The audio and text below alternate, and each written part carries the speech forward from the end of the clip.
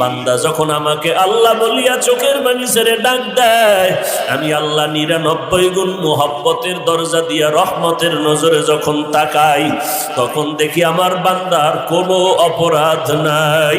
আমি আল্লাহ তার জিন্দেগীর সব গুনাহগুলো মাফ করে দেই।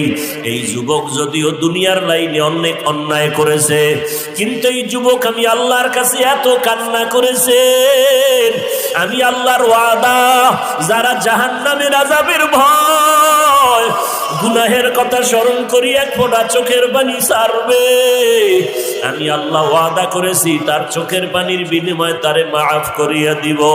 আমি আল্লাহ তারে মাফ করে দিলাম, আমি ওর নামটা আমার বন্ধু অলির খাতায় লেখাইয়া দিলাম। ও যুবকেরা, ও বাবাজিরা, ও পর্দার আড়ালের মা বোনেরা, জীবনে যত অন্যায় করেছো মাও জানে না, বাবাই জানে না, আত্মীয় স্বজন কেউ জানে না। আল্লাহ বলেন